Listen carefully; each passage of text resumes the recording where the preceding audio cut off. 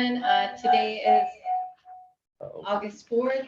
It's 6:30. We're going to go ahead and open up our city council meeting. I'm going to go ahead and start with a roll call. Mayor Pro Tem Villalobos. I'm here. Councilmember Bunker. Here. Councilmember Styler. He's absent. Councilmember McLeod. Here. Councilmember Clinton. Here. And Mayor Glaze is absent. If we would, could stand for the pledge of allegiance to the American flag. I pledge allegiance to the flag of the United States of America and to the republic for which it stands, one nation, under God, indivisible, with liberty and justice for all. Now to the Texas flag. Honor the Texas flag. I pledge allegiance to thee, Texas, one state, under God, one and indivisible. And now if you would remain standing, or if you choose to sit, it's totally up to you. But we stand here before this meeting and in our hearts, convicted by our own beliefs, may we be guided to demonstrate patience, courage, and understanding and determination to collectively discuss the items before us. Amen. You can end it however you so choose. Okay, so welcome everyone. Mayor Glaze is out. I'm happy to be here. We're going to go ahead and open up our public comments. And actually, I am the first public comment. So, You can just sit there, yeah. can't Sonia Villalobos, Martindale citizen. I just wanted to announce that on the 13th, there are two wonderful events going on. I'm going to speak about one, and our next public comment is about the other event. They're going on the same day. The city of Martindale is hosting a bicycle rodeo. There will be helmets distributed for our youth and young adults who ride a scooter or a bicycle or skates. We will have an obstacle course. There will be T-shirts given away and hot dogs. Our police officers will be here with safety tips, and we are going to make sure that the bikes are in good working order and in condition. There will also be a bike giveaway. One was donated by Salazar Construction, Michelle Salazar, and the other bicycle that will be given away that day is going to be donated by me, my family. So we hope that there is a good turnout for both events. And the road's gonna be blocked off. It's going to take place in the back, starting through the silos, right there at the stop sign. So it will not impede with anything going on with the event at the library. All right, so our next public comment is Mary Beth Harper, and the topic is library. Several things here. Okay, first of all, our July 4th activities were very successful. We had the Children's Carnival along with Martindale Schoolhouse and some other folks also participated in the Children's Carnival. We counted up, there was a total of 181 participants, both children and adults. And I think the main thing that I saw that everybody flocked to that giant water slide because it was so hot that day. Okay, second thing here. The summer reading program the library's having ends this Saturday. You need, if you're participating, turn in your hours. The top number of hours will get a $25 gift certificate, and that kind of sort of might put a dent in your gas bill. And also you'll get a chance to win other prizes. There's different categories for children and different categories for adults. Okay, and also on Saturday, the mermaids are coming from the Mermaid Society, real live mermaids. They'll be at 413 Main Street from 11 to 12. I think it's 11 to 12. Yeah. And this is the last event of the summer reading program. The mermaids were going to read some stories. They have arts and crafts for children, and they'll be available for pictures with the kids can have pictures. And last year was very, very successful. Okay, our pre-K story time continues every Thursday from 11 to 12. Okay, on Saturday, August 13th, the same day as the bicycle rodeo, the library is co-sponsoring the Health and Wellness Fair along with Best Fit for You, and that's also at 413 Main Street. And there's some green handout, green things I put on everybody's desk. There's actually green things somewhere around here. Anyway, tell them all about it for readings and so on. There's free eye checkups, blood pressure checks, COVID vaccines, physical therapy, massage therapy. Somebody from pediatrics will be there. There's some nutrition counseling and a whole bunch of other stuff. This is all free and it's funded by a grant from St. David's Foundation. Okay, the bicycle rodeo is from 10 to 12. And then the River Appreciation Day is at Sunday from 5 to 10. Just going to be busy that day. Okay, then the last, next to last thing here, on October 1st, the Friends of the Library is sponsoring, it's called Granny's Attic and More. This will be a silent auction of really nice materials. And it's stuff that grannies like me have pulled out of our attics, out of storerooms and stuff. However, we have silver, we have china, Louis Vuitton. We're talking about really nice stuff, not garage sale stuff. And this will be the first fundraiser that the Friends of the Library's had in over 2 years, and we need it. Okay, the last thing, I brought y'all a present. Okay, this is the correct pledge to the Texas. It's been in the agenda for about a year now. And we've been saying it wrong. So anyway, every time we said it, it was written down in the agenda. I kept thinking something's wrong with this. So I went back and looked. That's school teacher me. I went back and looked, and this is the one that was passed in 2007. And the pledges were signed every day in public school. And I think all y'all were out of public school in 2007. Thank you so much. What was the change in 2007? I know what it is. I just want to ask. Why did I do that? What, no, what was the change in 2007? Oh, Governor Perry. He put in $100. That's right.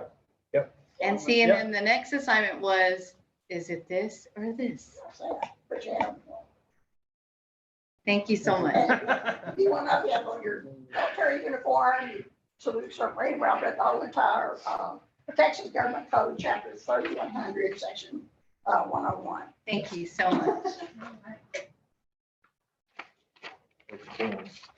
Okay, and we'll be moving right along. So now we're going to do our presentations. I would also like to add for the record, Councilmember Nick Fowler has entered and he is now present at the meeting. So if the minutes could reflect that, please. And our presentation, I'm going to go ahead and do the proclamation, right? First. And then we're going to go ahead and do so we're going to switch things up on the agenda because we just want to be respectful of time with the River Committee and those that are presenting. So what I'm going to do is I'm going to go ahead and read a proclamation. And what I could do is it gives me great honor to read this proclamation. I know that how my council member McClap is also, so I would like to ask, is it okay if he reads it or do I have to read it? Oh, go ahead. Go ahead. Go ahead. You want to Go ahead, read it. My glasses here. You can, that's why. Okay, whereas this month of August, the city of Martindale will celebrate the many achievements and contributions made to the San Marcos River. And whereas the San Marcos River is a dominant and historical amenity to the Martindale community, historically, the San Marcos River has powered Martindale and continues today to be a masterful entity to Martindale's identity. And whereas this year, the city of Martindale will acknowledge and honor the great stewards who have protected and sustained the San Marcos River. And whereas the city of Martindale will continue to work forward continuous and active conservation of the San Marcos River, and whereas the city of Martindale is proud to honor and appreciates the history and contribution the San Marcos River has gifted our community and throughout our state. Now, therefore, in recognition of the contributions of the San Marcos River, past, present, and future within our community. Sonia Gonzalez, Mayor Pro Tem of the City of Martindale, Texas, do hereby recognize and support the August 13, 2022 San Marcos River Appreciation Day.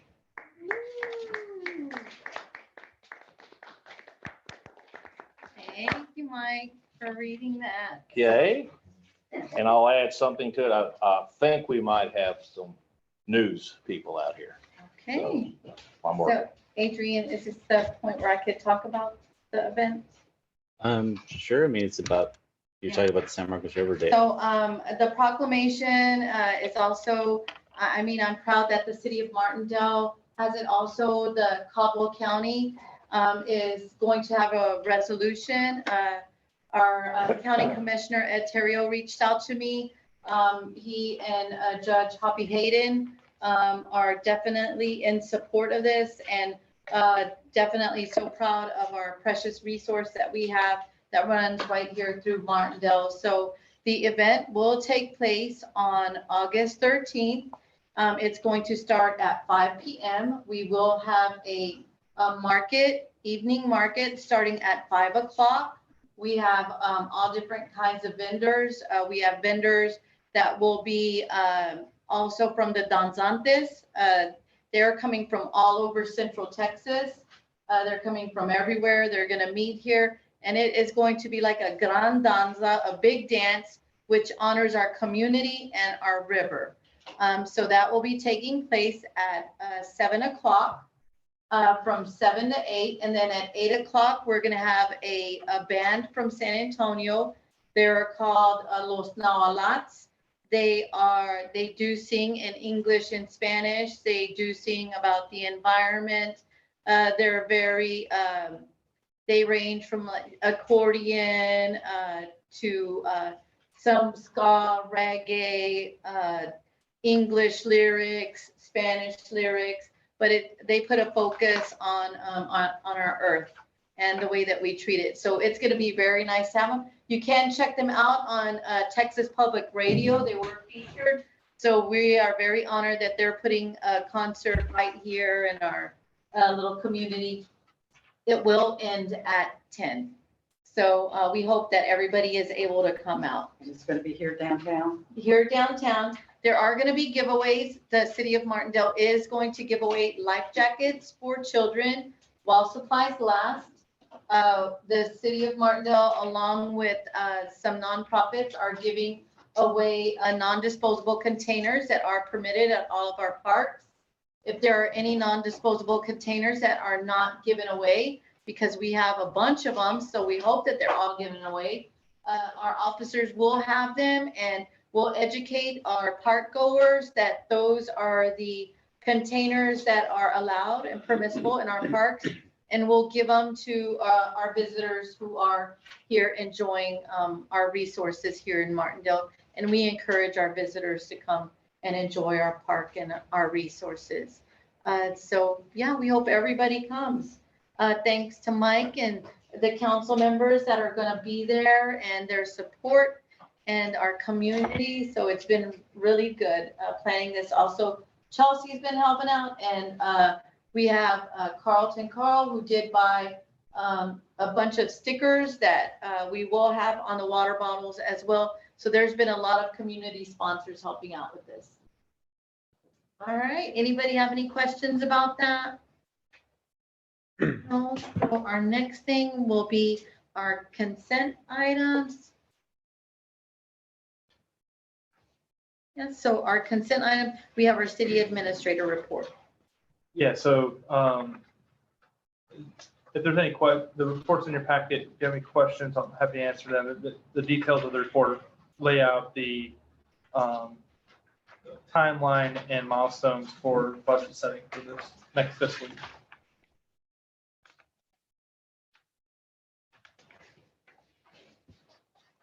And the tax rate and all that. Yeah, the tax rate's part of the Yeah, budget setting. so the main thing to note right now are the dates on page, the pages aren't numbered. Oh, on page 8.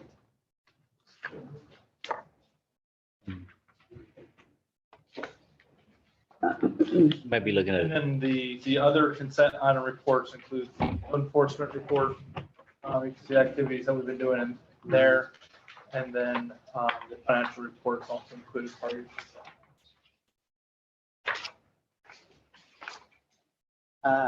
we're on Roman numeral 1. Roman numeral 4:1, just for clarification. Oh, Roman numeral 4:1 for the dates. Is that what you were talking about? Yeah.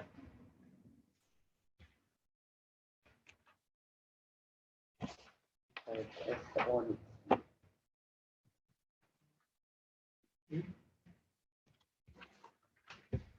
I make a motion that we accept the consent items as presented.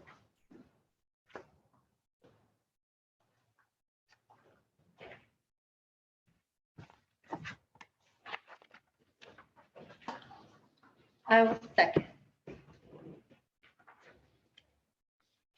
Any discussion? So one thing it looks like we're going to be talking about is a increase in sales tax. Is that what that was? No, it's just. We'll go over tax rate, the tax full, rate. the full budget as a part of our agenda later this evening. Oh, okay, The- so we'll talk about the- that. The reference in the budget planning calendars to adopting the property tax. Oh, okay. Tonight's activity is to propose a property tax rate that would then be published, and then adoption of that tax rate follows the setting of the budget, which we project to happen in September. Okay, so any other discussion? Okay, so we'll go ahead and vote. Councilmember Bonner made the motion. Sonia Villalobos second. Councilmember McLeod. Yes. Councilmember Hunt. Aye, yes. Councilmember Simon. Yes. Motion passes. Okay, so I think we're to the point where we were going to be, talk about new business, but if the River Advisory Board is here, could we go ahead and move that up? Yeah, just to clarify, so calling the special election, we're tabling that to the end of the meeting. We're gonna table that. Oh, we're gonna table it completely? No, to the end of today's meeting. Oh, okay, so do I make a motion for that?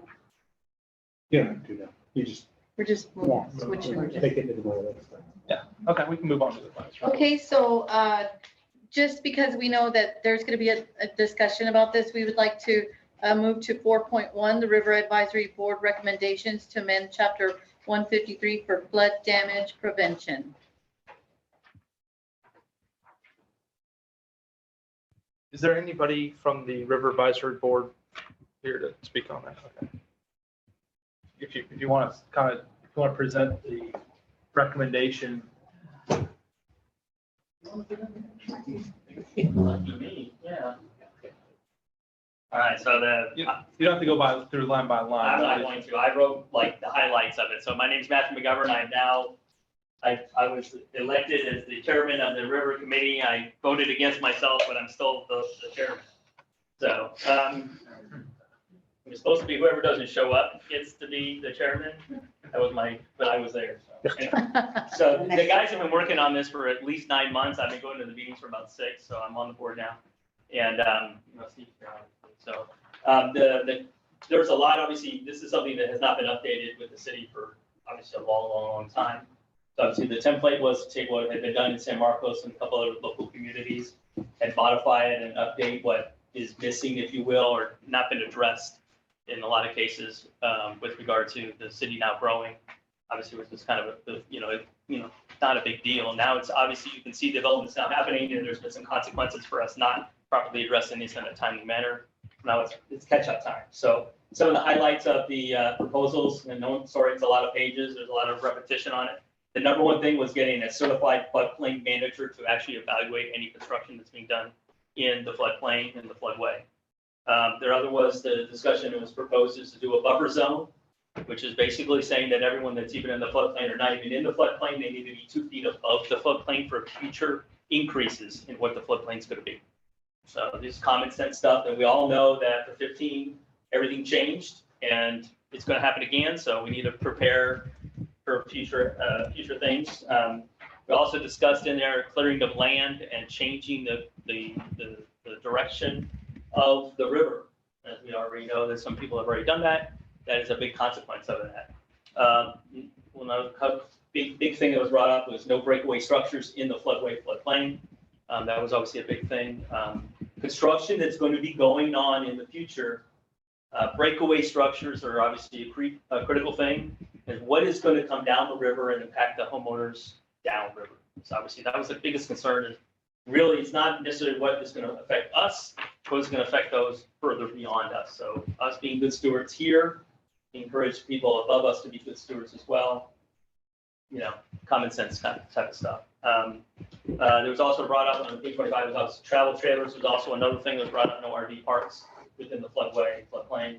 But basically, no permanent structures are allowed, should be allowed in the floodplain for obvious reasons, because those are things that are not able to be removed quickly. So I apologize. There's a lot of pages. There's like every document. There's quite a few pages at the beginning that are just definitions.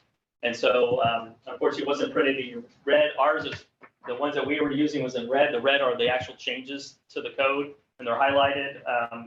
A lot of things were discussed with regard to recommendations about impervious cover. I mean, we discussed that in great detail in the last meeting. Maintaining impervious cover is a critical thing. If you look upstream, obviously there's going to be a flood, and there's going to be an impact, and we all can take a look and see what the impact of that's going to be. That's obviously not a intelligent thing with regard to the river. Okay, whether that's to be addressed here at the city council is another issue altogether, but it's just common sense stuff. And unfortunately, there's no mechanism for us to have a good discussion with the homeowner before now to say, hey, this is a critical part of the community and and our downstream problem that we're going to create. We need to address it beforehand. So unfortunately, it's a little late coming, but I think it's going to be very important for us going forward, and hopefully sets the bar for, going forward for the rest of the communities around us as well. Has anyone had a chance to actually read it? Good for you. It's a lot. Yes, it is. I have a question. Yeah, go ahead. All right, I'm kind of fuzzy on the floodplain buffer. Mhm. I'm gonna read it Yeah, just because. Yep. A designated area that shall extend beyond the existing floodplain limits to the ground elevation matching the base flood elevation plus the required freeboard of 2 feet where structures will be subject to evaluation requirements to provide the same level of protection as those within the base floodplain. All right. Does that mean that basically, there's some property that may be in the floodplain? this could actually impact property that's not in the floodplain right now, because it's basically saying So anyone that that's. means that if you become in this buffer zone, you Everyone's have in to the buffer get zone. flood The city, insurance? no, there's not to say that at all. It says that the new construction or significant rebuild will be established, that will be 2 feet above the current floodplain. No more construction in the floodway in particular, and then they must improve the structure, so it's no longer going to be a subject to be going downriver. So the concern is that building is going to be conducted or done inside the city limits that is going to impact homeowners downstream.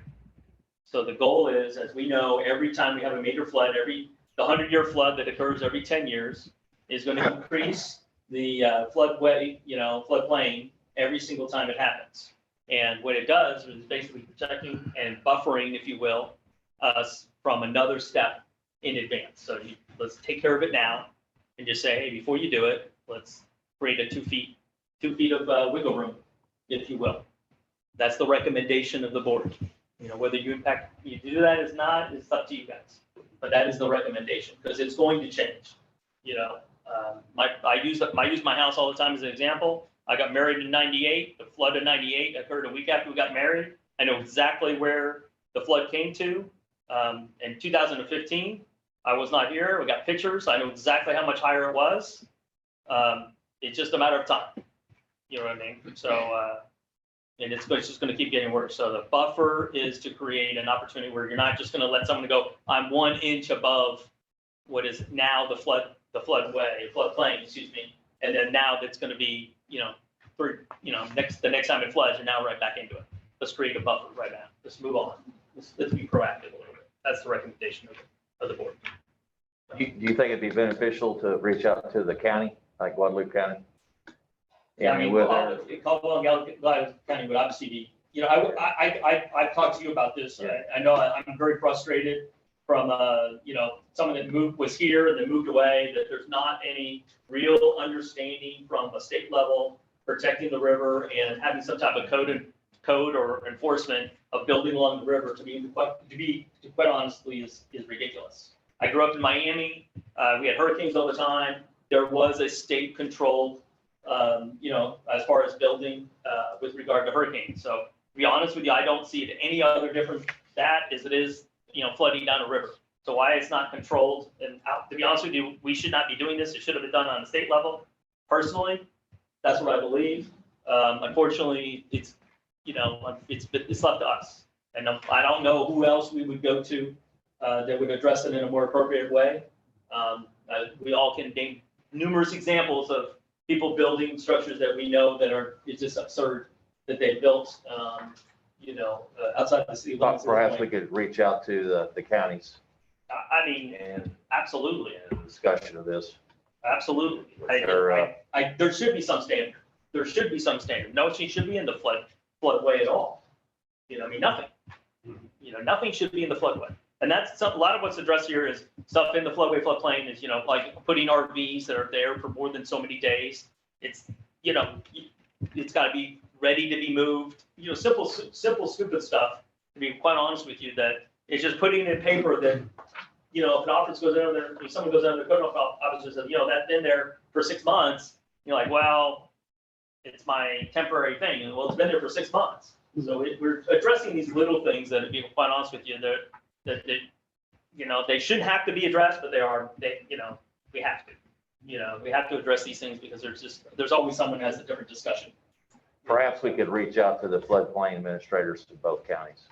That'd be good. Because we need to coordinate, because a lot of this stuff is not in our ETJ, or is it our ETJ, not in our. Well, we discussed that anything that's implemented obviously applies to the ETJ. There's not a lot of land that is in the floodway, floodplain that is really there. But the real goal is to, and obviously eliminate, some of the things to address here is no items that are flammable or contaminable are allowed to be in the floodway. Simple, stupid stuff that was not on, not in this resolution before. It just wasn't there. I mean, it was, it was an oversight. It was a long time ago. No one's Put a shed out there full of gas and, absolutely. lawnmowers and Exactly. stuff that's gonna go It's right really into not- the river. Not exactly. It's not supposed to be there. I have a question, because I don't think we got it. Does San Marcos, or I should say Hayes County, do they have the recommendations as well? I mean, We have not sent these. These are, most of this, to be honest with you, about 80+% of it is from San Marcos. Is an update San Marcos, and then there's a few specific things that, based on Virginia's recommendation on a few things with regard to impervious cover, some issues with regard to, that are more pertinent to us with regard to RV, were addressed by us at the committee level to address that. It's not really, San Marcos doesn't really have that issue. It's more of a, rural issue. So it's more of an issue for us that we address. So there's, but the biggest thing, to be honest with you, the biggest thing was getting anything that's been done inside the city limits, that it needs to be approved by someone who's licensed by the state to say that that structure is properly, proper for doing something inside the floodplain or floodway. And that was the biggest thing, is it did not say that at all, that's been the real concern, to be honest with you, more than anything. Yeah, it seems to me that you said it, there are like temporary trailers, that they're allowed to be there for 30 days. Where we have it down that, yeah, you can't have it more than 60 consecutive days. 60. Yeah, 60 consecutive days in a calendar year. Obviously, no RV parks at all was addressed in there as well. If you read through it, it does. I highlighted the 5 or 6 things that I knew were, we discussed extensively. Obviously, RVs were a big discussion point. It's like, well, how many can you have? And then how long can they stay? And, some of the things have been addressed before is that they have to be properly available to be hooked up right away. No permit structures can be attached to them. Obviously, simple, stupid stuff that, common sense stuff, but if it's not in writing, you can't have someone go out there and say that there's a problem and there's not an enforceable action that is, that's available to them. And I have a question. So, Jared, it's on page 25 of 33 on 4B, where it states, travel trailers shall be considered as mobile homes when on site exceeding 60 days within a 12-month period. So if we were to approve this, then our ordinance, that our city ordinance would have to also jive with what the lingo that's in here. Or you could adjust this to. Uh-huh. Yeah, the difficulty that's going to present is for those homeowners who maintain a recreational vehicle at their home and they store it on their home. This would prevent them in that case from storing an RV at their home if they were within the flood hazard areas. So, But in 4H, it says they can do it, but they have to, there's some stipulations with them. They have to be licensed, highway ready. They have to be able to, they have to move it at some point. That was the whole contention, is they have to actually, it has to be highway ready. It has to be movable. You know what I mean? Them people that are structured, putting them there and permanently I see that now. storing it there. Yeah, we did discuss that. That, trust me, that was a very hot topic in the discussion. It took 20, 30 minutes of discussion.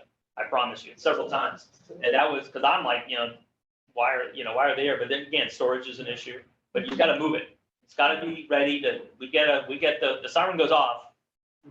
You got to be able to move it. And if you've got a porch attached to it, Goodbye porch. and you have a permanent structure on it, now it's considered a mobile home. And that was the thought process there. So, yeah, we probably wanted to look at the definitions that we use across the different sections of our land use regulations, like our zoning code and how we are defining mobile homes. Right now, the way mobile homes are defined in the city are I think it's 1974, 1970, whatever year that HUD stipulated the new standards for the manufactured homes. Anything that's pre that HUD standard, by definition, our zoning is called a mobile home. This would be a conflicting definition, but the purpose and intent, I think, are fine. Okay. We'll have to make sure we get the definitions to jive up. And Gotcha. get the intent. Yeah, Qualifying. I think the intent's there. Yeah. Like, we knew that going in, that there's only so much that, that you guys are gonna have to get involved at some point.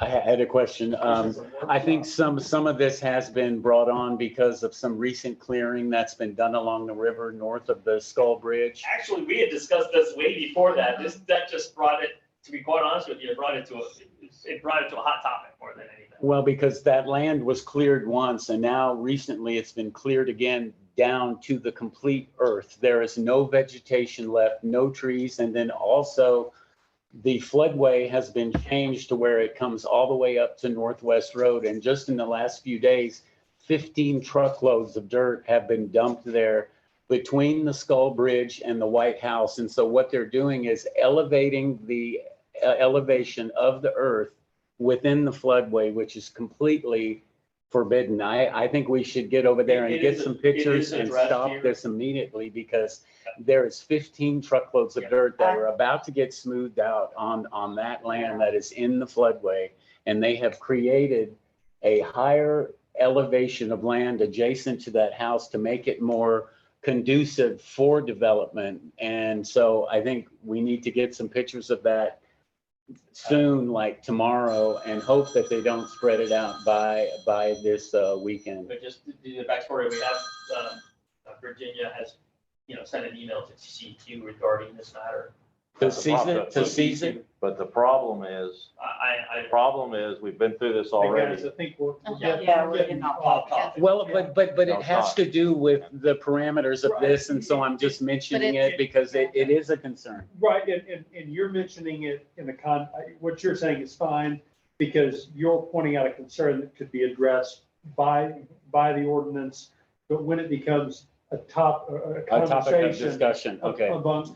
And it's, and we discussed this, if you read this, it actually we discussed about how much impervious cover you could move at a particular time, and they're in violation to the recommendation that was made.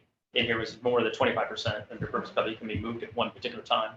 Obviously, yeah, the whole concept of what they're doing is addressed here, and like I said, I wish that we had this, 6 months ago and presented to the board. I'm very, I've been taking pictures every other day as well. I walk my dog right by there every day. As you know, I walk by your house and every other day, and I take pictures by your, I keep going, and I am very disturbed by, and I've had land further downstream, so I know what you can do to screw up the land because I've done it, and that is, you're now changing the course of the river, and that whole purpose of this was to avoid changing the course of the river and then hurting those that are downriver. That's the biggest issue that we're trying to address at this point. Well, I'll add one point, I'll let it go. The problem is the state.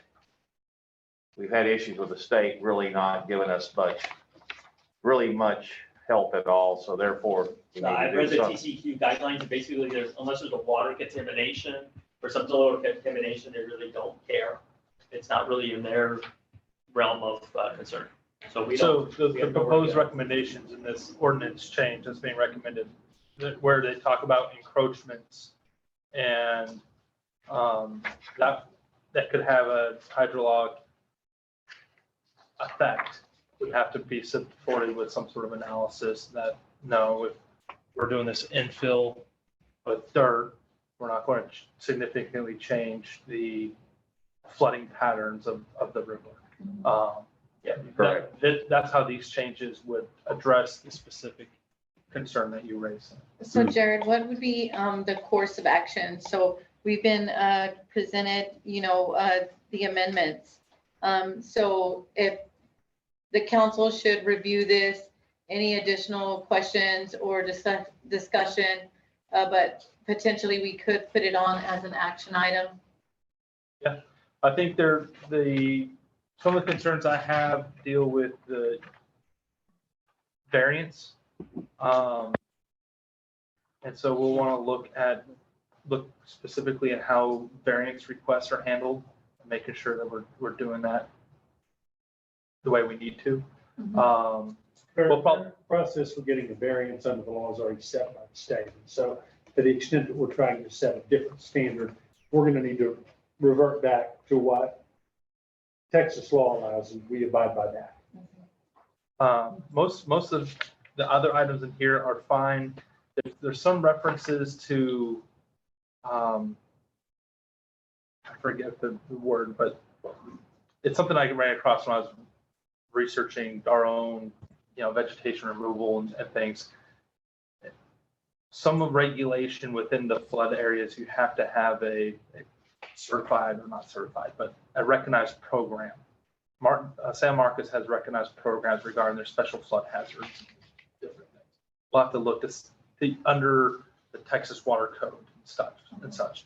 We'll have to see if those would apply to us in this case, or what we need to do to have those be applied. The other thing is the floodplain buffer. It's not clear to me, that seems, in my mind, that creates an additional mapping overlay. Yes. That would cause some expense on the part of the city to develop, because we're going to have to go out and do elevation surveys across the entire city, pretty much, to have that type of buffer That's gonna be mapped out. That's going to be a little bit of expense on the. a little bit. And by the way, if we don't have a survey like that, then the buffer language becomes completely irrelevant. Because we would have to be able to cite back to the actual map to show, and if you can't show, then you have no basis to enforce. So we would have, that would be absolutely necessary. Yeah, I don't know what something like that would cost, but it's probably in the tens of thousands, I guess, but, and then restricting floodplain management to only a certified floodplain manager. I am supportive of it from a practical standpoint. It's best to have somebody who is certified, does the training, has been licensed, if you will, certified of having the knowledge of these issues to manage these issues. Likely what we need to do is hire them on as a consultant. We would not be able to hire an employee for that position. And that's, again, just an additional we're expense that would be created. We could offset some of those costs, possibly through additional changes regarding application fees and deposits. That way, if someone's submitting an application for floodplain review, they're paying for that review, and so it's, the city acts as a pass-through in that way to that certified floodplain manager. That's when we're gonna have to look at I like Good. structure. We've done Can I that make a before. suggestion? Can I make a And suggestion? they, this one, if they had to come in and go check something out, Good. they could Yeah. just Can I- But- submit a. But on the whole, I think this is a good recommendation. We'll just have to work out some of those Can I make it- details to make it actionable. Make a suggestion. I've worked with Casey Mills a lot over the years. She's been very knowledgeable with the county. Perhaps we could reach out to her since she, County employee. Casey Miles. Yeah. Casey Miles. Uh-huh. Perhaps it's opportunity for interlocal agreement or something. Because I've talked to her multiple times. She's been very, I know personally, she has been very beneficial. She knows her stuff. So we could reach out. If you needed me to, or you or whoever, we could reach out and see if there's any interest in that. God, maybe. I would say maybe, like, it would be beneficial for the city, like, if somehow we could facilitate a meeting, like, invite her, you could be there, council members who wanted to be there, the River Advisory Board, whoever was able to come in, but also to, schedule that meeting here. Do you want me? Can we It call would her? help the Can the program staff though. call her at any time for recommendations? I don't of believe we problems that have been to- mentioned I earlier? don't believe we have, to date, to my knowledge. Okay. And Maybe maybe we need to Lee make an has appointment with her. as he's done. some of those. And I Come know, Look at this stuff. that County Commissioner Terrio will be here Saturday along with Judge Hopsgaden. Okay. So that might be They a want good to one. touch this Most one. frequently, Make connections. when we've had floodplain concerns, we reach out to the Texas Water Development Board, who has regional support personnel to help cities out with this sort of issue. That's who we used to have. But I'm open to working with the county on an interlocal agreement or some other fashion. You want me to reach out to her or the mayor or? Sure, yeah. Oh, that's cool. Yeah, go ahead, Mike. I know her personally. I've known her for years. Yeah. We're She's, getting off topic. no, just, Yeah. okay. Well, thank you so much No, thank for, you. for all your hard work. We Yeah, really this was- appreciate it. And Sure. like you said, it But definitely you- needs to be done. You thank the committee. Uh-huh. Steve, you want to say something? I have one question. Jared, who acts as your current floodplain administrator? I do. So you're the designated rep? So were we planning on getting one of the staff trained? Yeah, so there's an opportunity for anybody to take the required education and sit for the exam and take the exam I and thought, pass. But, Mr. Rust was in that process. yeah, I know. And then with Michelle Allen, when she was in the city, she was also pursuing that as well. So it just takes time. All right. It's not that might take a while. In the interim, if we want to achieve this in a near-term sense, we'll likely need to find other resources outside of the current staff to Do we fill want- that certified position. Do we want to do a workshop, some kind of workshop or?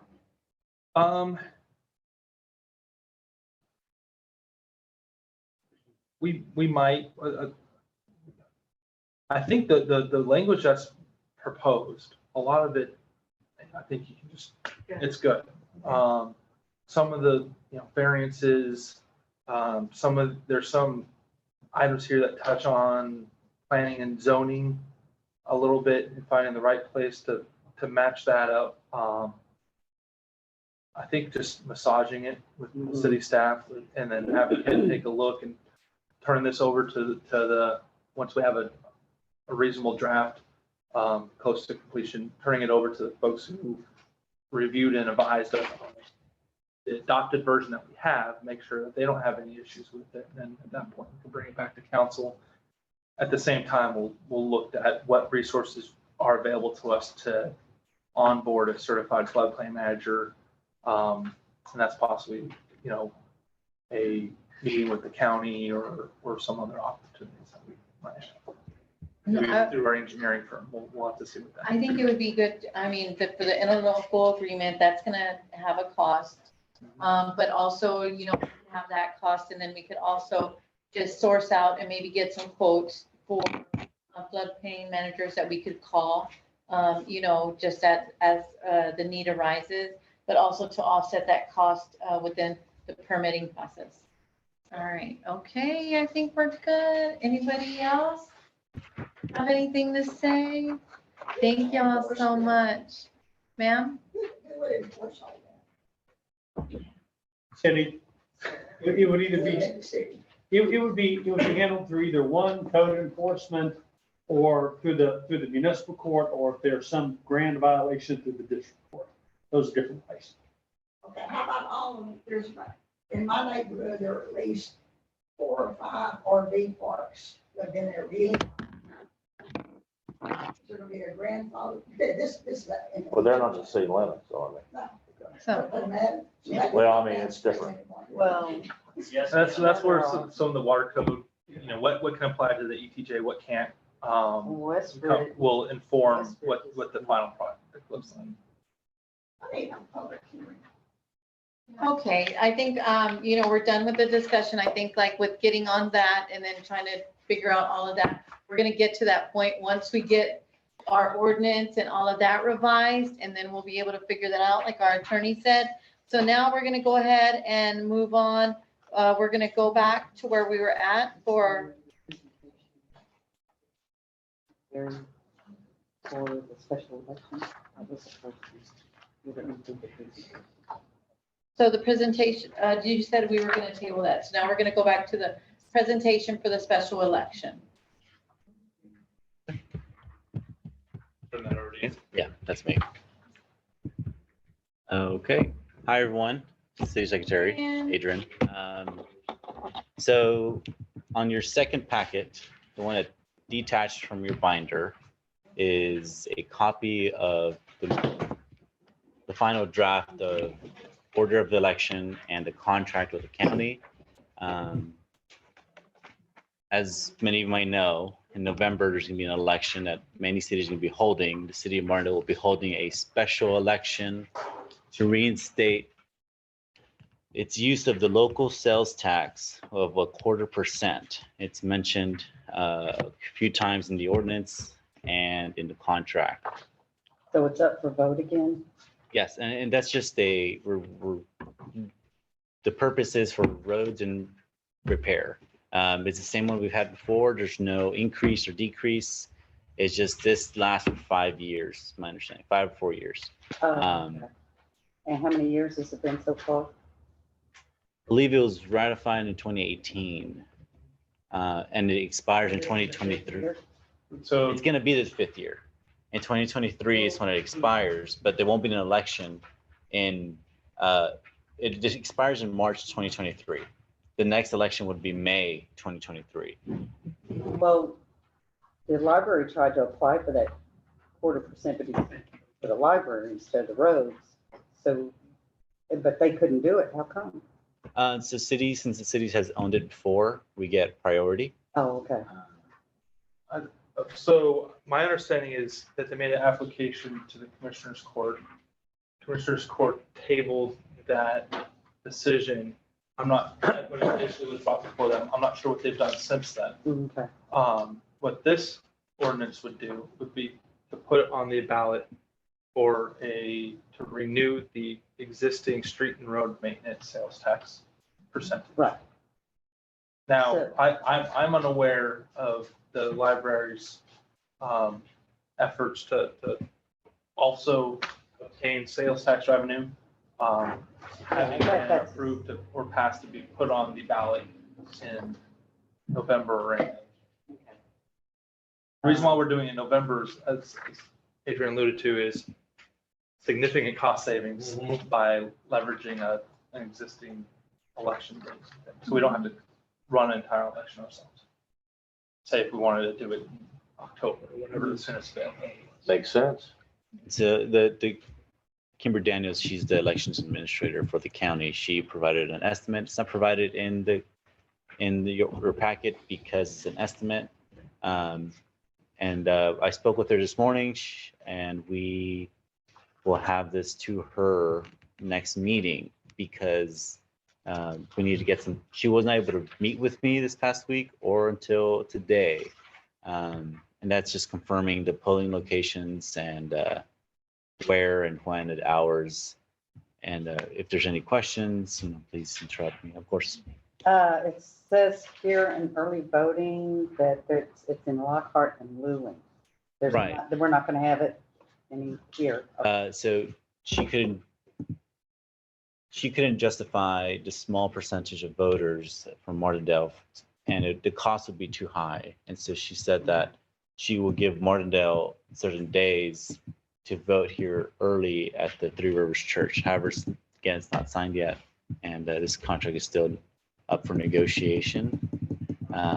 However, it depends on the polling location. But the actual voting will be here at Three Rivers. Yes.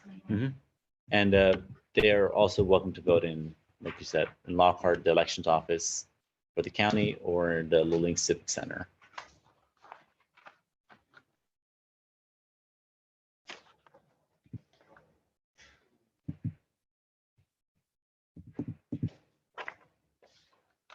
So right now at this point, Adrian, it's like if anybody has any questions, present it to you. But if not, it would be, we would put on the agenda at the next meeting to pass it or not. Right, that's for signature, or the last day is the 22nd of this month. One more question. Of course. Any questions? So this is taking, is it 1/4% of our our property taxes or the sales tax? Sales tax. So it's 1/4% of the sales tax that we earn will go towards roads, Yes, roads repair. yes. It's a good thing. Mhm. And there's nothing new. It's just continuing. We've had what we've had in the past 4 years and a half. All right, anybody have any more questions? No. No? Thank you, Adrian. All right, so the next thing is going to be the new business discussion, possible action item. We're at 1.1, the fiscal year 2023 draft budget update. Yeah, so there have not been any significant changes from the last time I presented the budget. Here, I'll try to get it up here for you guys. Anyhow, start on Miss Revenue. There it is. All right, so we did get the property tax certified rolls from the appraiser's office this Monday, along with the calculations for our tax rates. We were pretty close. I think in our initial budget, we had 364,900. They came back and based off their different tax rates, which we'll talk about in a second, it was 365 to 70. So I was only off by about $400. So pretty we'll take it. So there are no substantial changes there. You will notice in the general fund in this latest draft, which has yet to be finalized, there is a small deficit as we are adjusting some of the numbers in our wages and salaries, planning for the next year. We will have that balanced back out by the time this gets submitted. So what happens next from the budget perspective is the under a general law type A city, under council, mayor form of government, the mayor is the budget official. So the budget officially gets submitted from the mayor to the city clerk. City clerk publishes on our website, and that formally publishes the budget. 30 days from that is when we can effectively establish a budget or adopt a tax rate. So next Monday, our intent is to wrap this up, make any small adjustments on the margins and submit it. There's nothing significant has changed from when it was last presented to you in draft in a workshop. And if there is anything significant, we'll be sure to point that to your attention. That's just the draft, kind of like in the federal budget setting or others, this is the mayor's budget. At that point, council will have an opportunity to make adjustments to it later on in subsequent meetings. So unless there's something very glaring that we need to discuss tonight, I think this will move forward with small, tweaks to get it back in without any deficits, and will be sent to the city. So there city shouldn't clerk. be too many significant changes. No. Yeah. No. Though I think the salary and wages changed by about $2,000 or $3,000. Yeah. Put me a little bit out of whack as I was We'll keep- testing out different alternatives. Yeah. So we'll have that back in the line of it for the next submission. And that there might be some small changes in the utility fund as we continue to sharpen our pencils on the our current customer base. Right now, because we're using a little bit of older data in the budget, and we'll try to update that in the next week, but really shouldn't be any significant drastic changes. So at this point, I don't need a motion or action, but if there's any comments on the budget at this point, I'd take them and then include those in the mayor's draft. Well, then, yeah, I'll ask you then, based on the changes that you made, switching funds around slightly, I mean, what is your feeling about, say, the next fiscal year? Are you optimistic? Are you concerned about certain things? Or do we have enough to fund the police, or do we have enough for the park? I know you increased that slightly. We do have some budgetary risks. Our wages and salaries is a risk, and our IT costs are a risk. Those would be the things that would keep me up at night over the next fiscal year based on this current budget. What We've about also sewage expenses? and that's in the general fund. The Yeah. wastewater Oh, wastewater, okay. we were looking at doing some capital investments using some COVID relief fund. Well, not COVID. Oh, that's relief fund, right. But American Recovery Plan Act. Yeah. Funding that should offset Good. some of those costs, but there are some revenue side assumptions regarding municipal court revenues and sales tax revenues that could be impacted if we have reduction in police force. In the case of the municipal court, we have reduction in police force.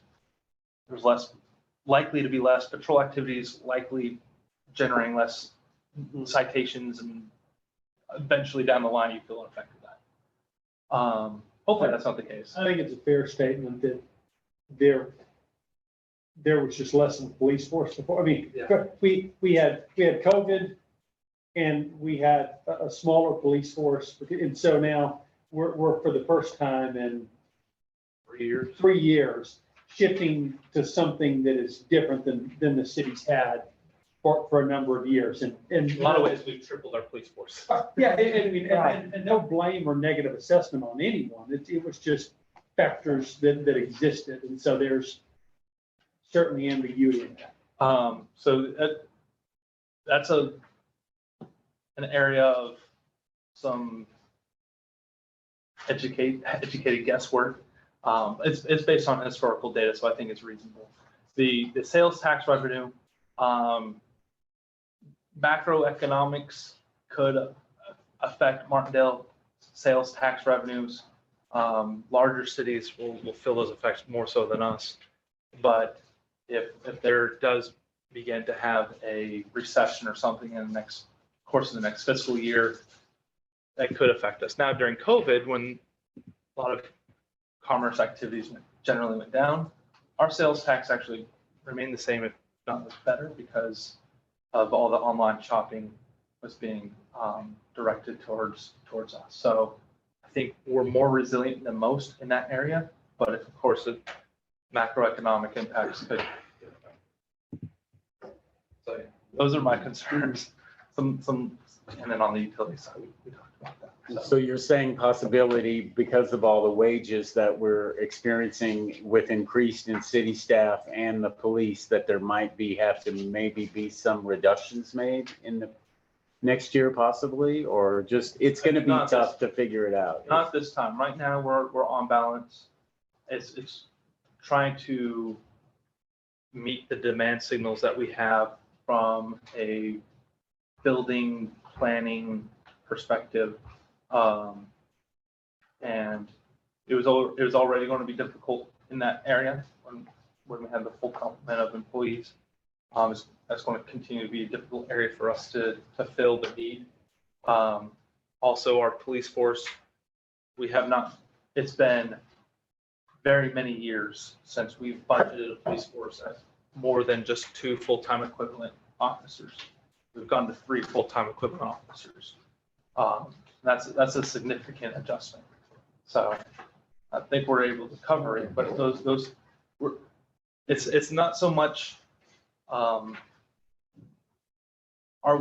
wages and salaries expenses are being used towards direct services back out to the community. It's not necessarily like an overhead type of expense. So I don't think reductions, we'd find other ways to meet those needs before we get to a case where we're trying to. I kind of feel like as we went through the budget, there really wasn't a lot of maneuvering to be done either. So even if we were to look at this, like, there's not a lot of changes we can really make until we get through the year and kind of assess it as quarterly as we do. So It would be a significant priority shift. Yeah. From, significant policy shifts regarding contracts that the city has. Yeah. Regarding services that the city supports or provides directly. And there hasn't been any interest on council to this point that I'm aware of to have significant policy I think shifts. the work has been done. We gotta let it ride for a little bit and see how things are. Also, I think there was things that significantly impacted the budget as far as technology with our new hires and, with outfitting the vehicles. Hopefully, like the upcoming year, we will not have those issues. So it was significant this year, but I'm hopeful that next year we won't run into those issues. Okay. Unless there's any discussion on the budget, we can go to the next item under this agenda topic. Sam, did you have that? No, I'm fine, thank you. All right, so we touched on it briefly, the revenue side, the property tax. So, let's see, is that gonna be? In terms of the packet. So in your packet, you received a number of worksheets that shows how the calculations of the different property tax rates are calculated. I'm going to focus on the last page in the 9-page worksheet. And I'll show you the different tax rate areas that we're looking at. So in section 8 of this table has the different calculations for total tax rate. We're required to publish 3 different rates, and the city council can choose to adopt any tax rate it wants without voter approval up to a rate of 36 cents, or 0.3619 per $100 evaluation. That voter approval rate is the maximum that the city council could adopt. If the city council would like to adopt a tax rate greater than that, it'd have to go for a budget. Now, thing to note about this 36 cents and about 36 cents per $100 valuation, it's a reduction from the current tax rate of 42 cents. So it's almost a 6 cents per $100 in valuation down. So if you're a homeowner and your home is valued at $100,000, it's just reducing the rate. If your appraisal didn't change from one year to the next, reduces your amount of property tax from $420 to about $360 for the city portion. Most people in the city, I believe, had their appreciations go up quite substantially. What this reduction in tax rate would do is reduce the tax burden to some degree. This would still increase revenue that the city would collect year over year. I think by about $12,000, if my math's right, $12,000. So members of the community would still see their property tax bill go up in a small way, but it is not nearly the pace that they saw their appreciated values go up. So that if the city were to collect no new revenue between last year and this year, collect the same amount of revenue from property taxes, that rate would be the 34.74 rate that you see at the top of the page. That would collect roughly the 354. 365 So if I for property tax. Oh, that was, 354, you're right, yeah, for but 2022. for 2022, yeah, it would be that 354 number instead of the 364.65 number that we have now. So that $10,000 difference, if we adopted the no new revenue rate, if we raise property taxes flat, in our current budget draft, we would have to find that offset of Yeah. about $10,000. Yeah. That would be very difficult to do without looking at Yeah. staff reductions Yeah. or significant changes in other policy. So how can What do you, you recommend? My recommendation is to adopt the voter approval tax rate of 36.19 for $100. Yeah. It's a reduction in rate for like the sixth consecutive year, as I understand it. That predates me. And so I think that's a benefit. And it still meets the needs of the city providing the services. so, but this increase of $12,000 between last year and this year, you just kind of guesstimated that? No, that's a Is calculation. there's a formula? There's a formula. So this worksheet, I'm showing just one page of a 9-page worksheet that's submitted by the chief appraiser. At the It was confusing. So how this is done, essentially, to simplify it, they look at all the property values within the city, put them all into a pot, and start reducing out from there the special tax circumstances, like the over 365 people who qualify for having their tax frozen, and other items. And they get down to an adjusted total appraisal for the city. And they look at the difference from what it was last year to this year. So from $70-something million last year, $60-something million last year to the $80 million something this year. And then they apply the math to calculate the rates of what the allowable adjustments or what the tax rate would be if it was frozen. Yeah. So, yeah, if you try to follow the bouncing ball through this worksheet, you'll quickly go cross-eyed, but that's essentially what they do. Yeah. Is they look at the full appraisal rules. and calculate from there. But even at that rate, it's still lower than what we were currently at. It's a significant reduction in my mind. I have a feeling that a lot of the people are gonna look at their taxes and think it's going up because a lot of our property values went up.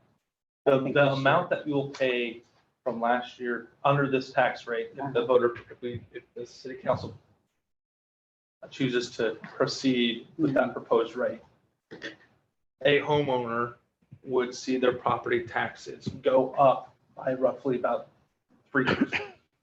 So if they're Yeah. paying $100 in property tax last year to the city's portion, The city's portion, to go to like $103 which is about something that we. for the city. Now, we're a small Yeah. portion of the total property tax bill. Most of it's going to the school district, a little bit to the county, a little bit to these things. The city has a very small, It's negligible, no matter what. almost negligible effect. Over the course of a year, Mhm.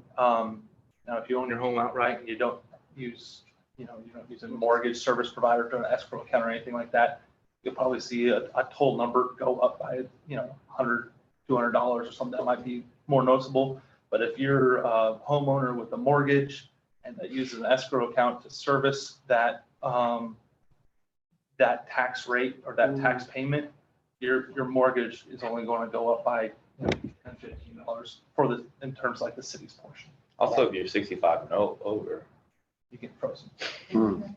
So you mentioned the homeowner, so Tax rate if it's frozen? currently 42 cents, Paying then the higher. if it goes down, is it frozen at 42 or would it go down to So- 0.36? There's two factors that affect how much taxes you pay. One is what your appraised value is, and one is the tax rate that applies to that appraised value. The city doesn't have the ability to change your appraised value. And unfortunately, for most homeowners, or fortunately, depending on what perspective you take, has skyrocketed recently, more than 3%. So the city is now saying, okay, that's one part of the calculation. What do we do with the other half of the calculation, which is applying a rate to that now appraised value? And what we're doing is saying the appraised value went up so high, we're going to reduce the rates down to offset the tax impacts that would have been had if we applied the old rate on that new appraised value. So where somebody would have a tax bill that would gone up using last year's rates on this year's appraised value of $1,000, by offsetting the rates, it's going to, maybe the tax bill change is only 500. Or, I'm just making up numbers as an example. But that's the type of activity that's going on. If the city traditionally does have surplus revenue, which we do not, the city does have the option to pass what is called a no new revenue rate, which essentially sets the tax rate at an amount that will generate the same revenue as the prior year. However, in our case, that would not be a prudent decision because one, inflation is rampant, and two, we run very tight margins. So that option always does exist, but I think Jared's advice is very sound. So the action I'm looking for city council tonight is we're going to need a voice vote from each council member on the proposed rate. I would request that a motion be made for the voter approval tax rate of 0.3619 for $100 valuation to be the tax rate. And then we'll do a voice vote. That vote gets published along with basically it's the draft tax rate, goes to the newspaper, goes on the cover page of our budget. And then the final adoption of that tax rate does not happen until September after we pass the budget.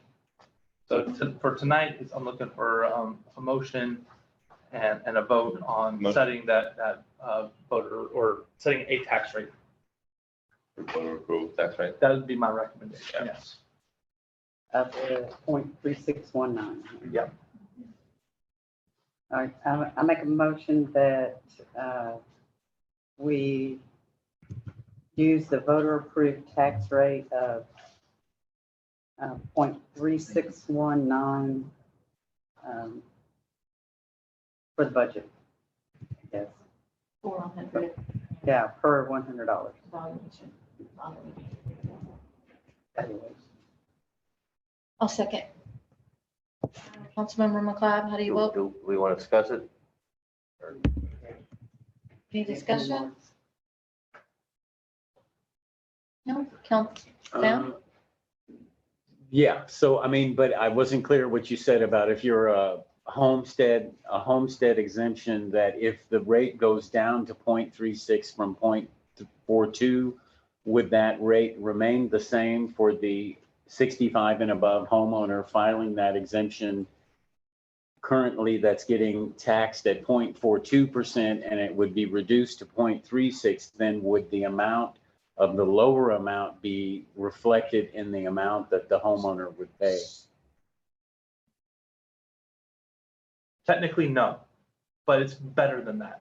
Technically, if you had your tax rate frozen last year or prior, say you had it frozen last year, the rate that you would pay on a frozen tax rate would actually be the 3474 number. Because the amount of tax collected from you as an over 65 person who's part of that program does not go up. That amount that's collected stays flat. And so in these calculations, those are actually removed from the calculation. Said of those who are over 65, that's a known collected amount. Yeah, so under the tax code, the largest portion of taxes that everyone pays is school district taxes. The tax code requires, mandates that school districts provide the 65+ exemptions. All other taxing units have the discretion to provide a 65+ tax exemption, but are not required to. But there's a $3,000 limit on how that exemption can be granted by any other taxing unit. If Martindale wanted to do it, it'd be too late to do it this year. We've already instituted it. We did that one? Yeah, Okay, we've already done that one a couple, 2018, I think. Oh, but never mind, I didn't know we'd already done that. So that's in place, but there's a limit on that based on, it's not as broad and sweeping as what you see with school districts. Yeah, and so you mentioned homestead. Homestead is basically just a standard tax deduction that's taken out on the appraisal side of the calculation. So that would operate separately from an over That's on 65. appraised value. That limits what they can do because your taxes are determined off of your appraised value. Commercial property, they just jack up the appraised value. You pay taxes on that. With a homestead exemption, they can jack up the value, but then they go whoop, back down here. It limits what, it limits the value that they can enact taxes on. So that's on the appraisal end. Okay, thank you. Okay, are we ready to vote? Councilmember McLeod, Vote for the 0.3629. Councilmember McLeod. Aye. Councilmember Stein. There you go. Jan motion, I second, and the vote passes unanimous. Okay, so we're moving on. The next discussion action would be a resolution 2.1, and that is to disapprove the adopted 2023 appraisal district budget. Yeah, so I don't know if this is This other packet. another packet. All right, so in your other packet. One of the In your binder. stapled packet. Your staple packet, that Yes, was this one. glad to you late. So there's a draft resolution that you'll see about halfway through the packet. So what this is. What page you on? The resolution, At the top, it says 2.1. It looks like this. It says resolution. is after page 8 out of 8. Okay, got it. So what this is about, well, I'll read the resolution and kind of explain. It's a resolution of City Council, City of Martindale disapproving the adopted 2023 Caldwell County Appraisal District budget. Whereas on July 6th, the City of Martindale received the budget for the appraisal district for the year January 1st, 2023 to December 31st, 2023. The city has reviewed the enclosed letter to all taxing unit chief administrators. This is on the same page. Okay. The next whereas refers to the mayor pro tem be able to serve in the capacity of Kathy Glaze, but she's not here, and therefore be resolved that City Council disapproves the action taken by the Caldwell County Appraisal Board on the proposed appraisal district budget in 2020. Anyways, simple words. The appraisal district passed a budget that had significant salary increases for particular positions. My understanding is that they went through a salary setting survey of some sort. And some employees got some raises, some employees got very substantial raises. And the Caldwell County, the Commissioners Court has looked at this, since rescinded their approval. I believe Luling has disapproved this budget because of some of the amounts and the personnel increases. And Sonia was mentioning to me that basically we want to put this on the agenda for discussion and consideration of a resolution, because similarly, I don't have a recommendation real strong one way or another, but. And so just to kind of let you know that I did call because as our city administrator stated that it was stated that they went through a survey or like through a company, a salary survey company. And I did call to speak to the appraisal district board president. And when I asked if I could be provided a copy of the survey salary, I was told that I would have to go through a public records request. So I wasn't able to bring that to you because I was told that that is not public knowledge. So I just wanted to see how it was. Now, with it being the substantial amount that it is, as Jared was saying, for some employees and then for some not, it was stated there had been years where there was not an increase in the salaries, but the person who is in charge of the budget has been in that position, which could have increased salaries at a gradual amount from the time that she was in the position. So because that was not being done, all of a sudden they want to significantly increase this amount. And which is, is it about 40%, Jared? 11%. 11? Is Yeah. that for, So it's on the personnel, the increase was about 11%. And overall, the total increase in the budget was about 12%. I think There's two, here's what confused me when I received it. There's two budgets Yeah, that they passed. One is on the appraisal side and one's on the collection side. On the appraisal side, it was, on this first one here, this, what I did, in this section, the increase is from 696,000 to 773,000. Yeah. That was an 11% increase. And then the total expenses increased from 1.55 million to 1.74 million, and that was about a 12% increase. Yeah, and you'll see bigger changes on the collection side, I think.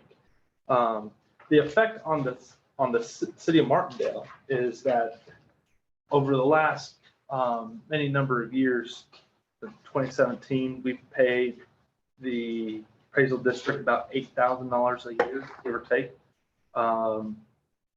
And with this budget, the cost of the city of Martindale goes up from 8,000 to 9,000. So because we're making such a small percentage of their total tax levy, it's not as big of a budget impact to us, but there's likely the case that other higher tax levy jurisdictions would have a larger budgetary impact. 47% increase on personnel is what it was.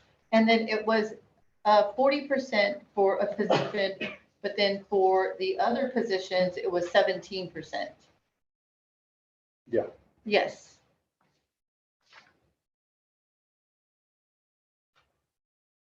So it would have been like, 31% increase on the overall budget. it would have seemed just like, if it was across the board, then possibly, but just with it, there's just such a big difference is why I felt like it was definitely important to have it on the agenda. And as our city administrator stated, the city of Luling has voted against it, and so has Caldwell County. Commissioner's Court, right? Yes. So none of these razors have gone into effect, or they did go into effect? No, these are proposed for the next budget year. Oh, So what happens if the entities just do not do anything? Everything is fine. That means you agree with it. If you say, I do not agree, then the board, Shannon Ramsky is the one who does the budget. She's the chief appraiser. She presents it to the board. The board says, yes, we pass it. Then that's when it gets sent out to the entities. It's up to the entities to say, we do not accept it. And then it goes back, and then they reevaluate, and then they have to change some numbers on there. and then you submit it. Yes. So, but it sounds like if we're having to disapprove it, it's already been approved. It's been, their budget goes through their own board review. First And then it goes out to the different taxing jurisdictions after that point. So their board has approved this. But now it's up for the, Why do you think they've had such high increases this year? Do you think it's just because they haven't? looking at the positions that receive the bulk of the increases are more of their management. Yeah. Does it seem pretty unfair obvious. to you? So that higher management got Can't say that. I don't know if I That's want to what weigh it sounds in on like. the fairness. What I thought was remarkable was the numbers are the, low. the ways that the salary increases were allocated across their staff, but that's a policy decision that they make. I don't want to question one administrator to the next. That's why I don't really have a real strong opinion on it. I just want to present the facts of what's happened in this. I think there's more of a policy setting consideration in terms of the city council of Martindale's role in budget setting, which. So how much more would it cost us? It went up a little over $1,000 from historical norms. So for us, it does have a budgetary impact, for sure, and raw numbers and dollars, not as much as others, but it still has an impact. I think the question is this, when were the last pay increases, and are these effectively cost of living adjustments? Well, that's the first thing. Yeah, I mean, just cherry picking, and listen, it may be perfectly justified, but it looks like the chief appraiser is getting about a 40% pay raise overall, which is, I mean, the chief appraiser may deserve it, may be worth every penny, I don't know. But I think the question that you want to ask is, like I said, when were the last pay raises instituted? And is this effectively keeping up with cost of living? And if it is, then you may want it, you may not. You get to decide that. 11% is, but we've had a huge increase in the last year. Well, and if the last pay raise were 5 years ago, then 11% may be right on board. Right. Or from 2017 till now, the city of Martindale has paid within about $200 of $8,000 for the last 5 to 6 years. Mhm. So that tells me that they likely have been at a fairly steady state, or if there have been increases, they've been taking it from different parts of their budget. But their budget has as it's impacted us, not substantially Mhm. changed all that much. Yeah, I mean, and nor will it if this is approved. It's just a matter, I think, of wanting more information. Which makes sense. Yeah. Which makes sense to me too. I'd like to have more information. We'll make a motion. Yeah, I'll make a motion to approve the adopted 2023 appraisal district budget. I think the motion we want is to pass the resolution as presented, which would have the effect of what. Okay, so I'll make a motion to pass the resolution. 2022. 2023 appraisal district budget. This is the resolution. Ah. Let's see here. Yeah. I already closed mine. So I make a motion to pass a resolution, disapproving the adopted 2023 Caldwell County appraisal district budget.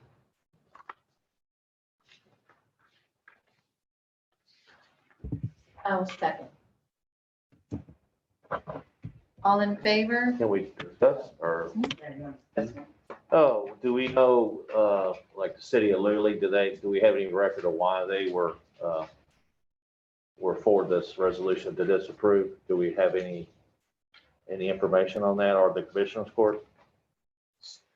What I know from media reporting on the commissioner's court's activities was that it was included as part, they initially approved it as part of a consent item agenda, and then went back and rescinded that approval of that.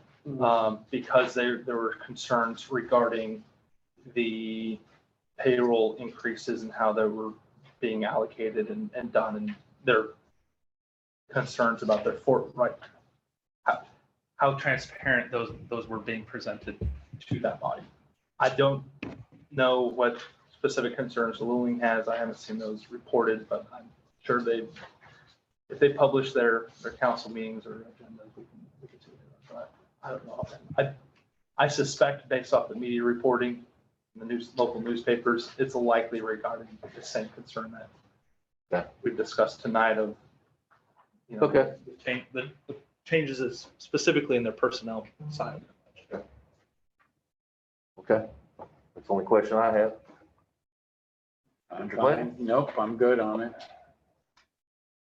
Okay, so we'll go up for a vote. So Councilmember McLeod, how do you vote? I vote yes. Councilmember Clinton? Yes. I made the second, Councilmember Bunker, Aye. what do you vote? Aye. And Councilmember Stoddard Jordan made the motion. All right. Motion passes.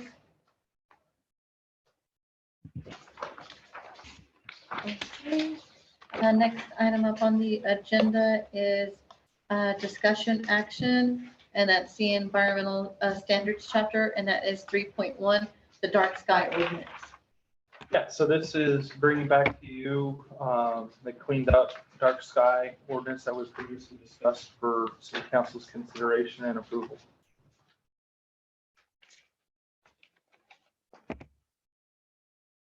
What were some of the changes we did? Were they were minor? There were not any substantive changes. The big thing From the was, last discussion. there was a comment from the public that was entertained about mandating a warmer temperature of lighting on our streetlights. I left it at the minimum requirements for the dark sky certification process, which is 3,000 kelvins instead of the 2,700 that was requested. But the city could always look to adjust that as it works with Blue Bond. I didn't have the ability to reach out to Blue Bond to see if that was possible. See if they had that. So there were no other changes. One, are we ready to discuss?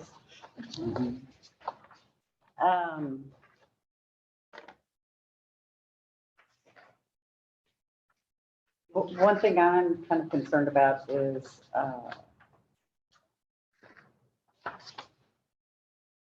the amount of work the staff that this is gonna put on the staff, and is the staff ready for it?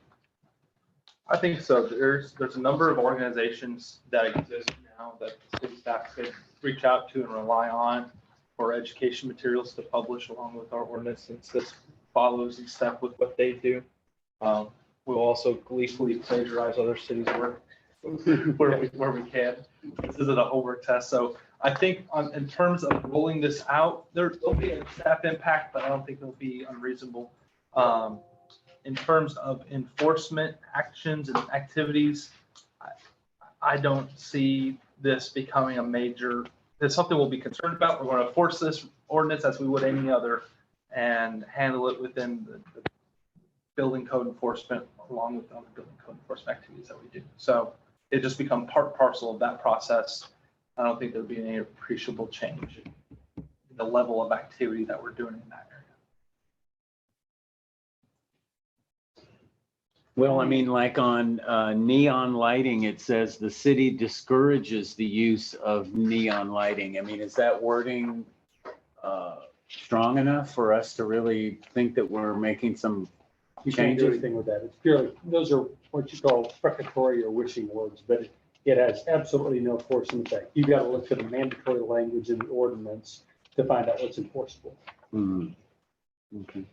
So Yeah, what's there- enforceable, like, Must, Yeah. shall, yeah, so if there's a flag displayed during the hours of darkness, it should be eliminated as recommended in the federal flag code.